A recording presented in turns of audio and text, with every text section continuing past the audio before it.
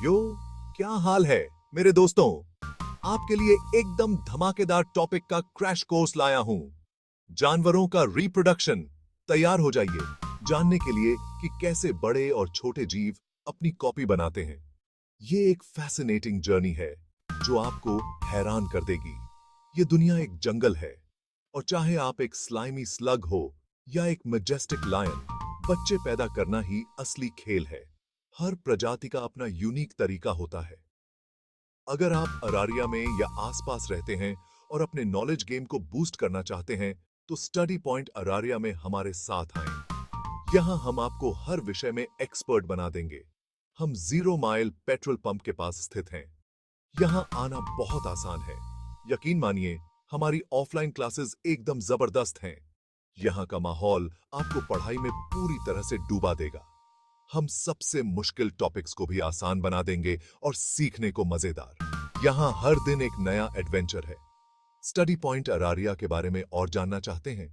हमारी वेबसाइट पर जाएं या हमारा ऐप डाउनलोड करें। हमारी शानदार वेबसाइट देखें या हमारा सुपर कूल ऐप डाउनलोड करें। यहां आपको हर जानकारी मिलेगी। आपको जो भी जानकारी चाहिए वह सब आपकी उंगलियों पर होगी, बस एक क्लिक की दूरी पर। तो दोस्तों, तैयार हो जाइए क्योंकि हम जानवरों के रिप्रोडक्शन की जंगली दुनिया में डुबकी लगाने वाले हैं। यह सफर रोमांचक और ज्ञानवर्धक होगा। तैयार रहें कुछ क्यूट पलों के लिए और शायद कुछ ईडब्ल्यू पलों के लिए भी। यह एक ऐसा अनुभव होगा जिसे आप कभी नहीं भूलेंगे। सबसे पहले एसेक्सुअल रिप्रोडक्शन की बात करते हैं। इसमें कुछ जानवर बिना किसी पार्टनर के बच्चे पैदा करते हैं। हाँ, यहां कोई डेटिंग ऐप की जरूरत नहीं है। वे ऐसे सोचते हैं, मैं अपनी एक कॉपी बना सकता हूं। देखो कैसे। एक तरीका है बाइनरी फिशिंग। कल्पना करें कि आप एक सिंगल सेल्ड ऑर्गेनिज्म हैं, जैसे एक अमीबा। आप बस खुद को आधे में बांट लीजिए और बूम, 2 एक जैसे कॉपीज। यह क्लोनिंग की तरह है, लेकिन बहुत आसान।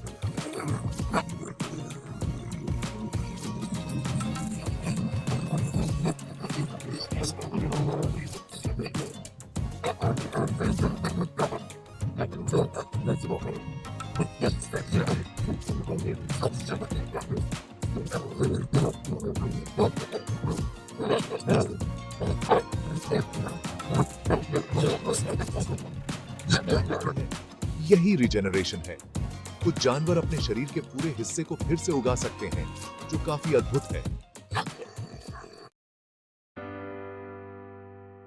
अब चलिए बर्ड्स और बीज के बारे में बात करते हैं, यानी ऐसे किसी भी जानवर के बारे में जो सेक्सुअली रिप्रोड्यूस करते हैं।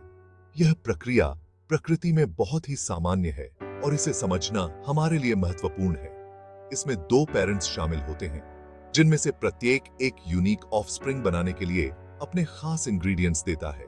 यह एक तरह से एक नई जीवन की शुरुआत होती है, जहां दोनों पेरेंट्स का योगदान महत्वपूर्ण होता है।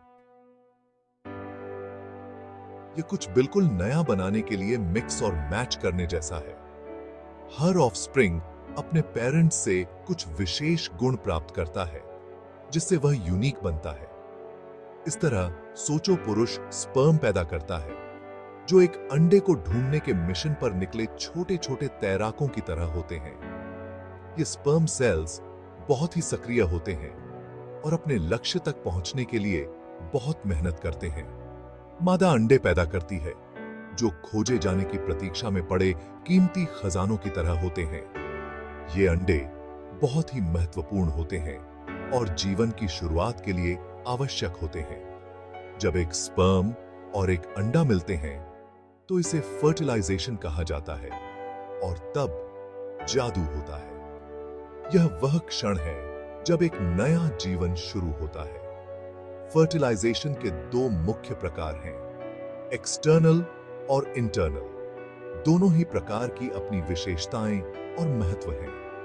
एक्सटर्नल फर्टिलाइजेशन शरीर के बाहर होता है, आमतौर पर पानी में।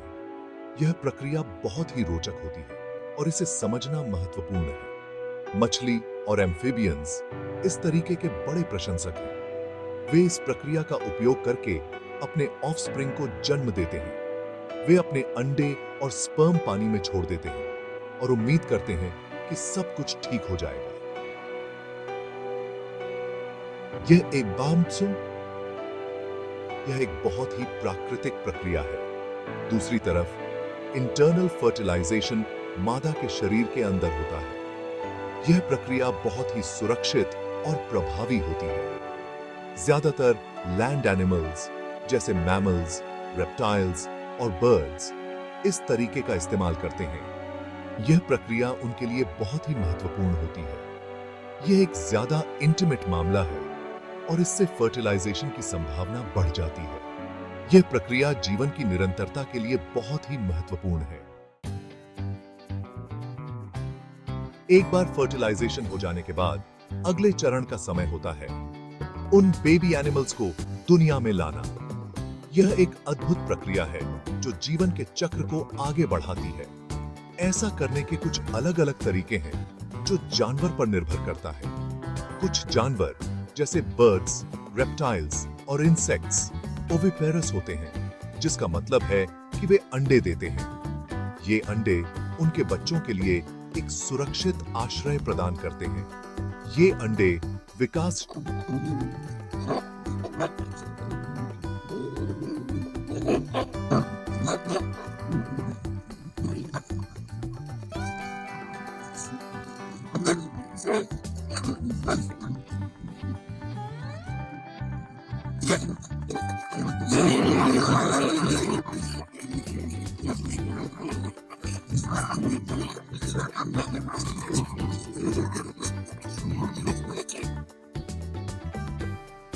जैसे मैमल्स विविपेरस होते हैं।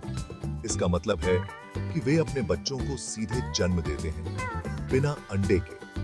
इसका मतलब है कि वे जीवित बच्चों को जन्म देते हैं। यह प्रक्रिया बहुत ही अद्वितीय और जटिल होती है। एम्ब्रियोज मां के शरीर के अंदर विकसित होते हैं और उन्हें अपने विकास के लिए जरूरी सारा पोषण प्लेसेंटा नामक एक विशेष अंग के माध्यम से मिलता है। यह अंग मां और बच्चे के बीच पोषण और ऑक्सीजन का आदान प्रदान करता है। यह बढ़ते हुए बच्चों के लिए एक बिल्ट इन बफेट की तरह है। मां का दूध भी बच्चों के लिए आवश्यक पोषण प्रदान करता है। और फिर कुछ जानवर होते हैं जैसे कुछ सांप और शार्क जो ओवोविविपेरस होते हैं। यह तरीका भी बहुत ही रोचक है। इसका मतलब है कि वे ऐसे अंडे पैदा करते हैं जो मां के शरीर के अंदर ही फूटते हैं। इस प्रक्रिया में अंडे के अंदर ही बच्चे विकसित होते हैं। तो वे एक तरह से अंडे देते हैं, लेकिन बच्चे जीवित पैदा होते हैं। यह तरीका दोनों ही दुनिया के फायदे प्रदान करता है। दोनों ही दुनिया के फायदे की बात करें। यह दिखाता है कि प्रकृति कितनी विविध और अद्भुत है।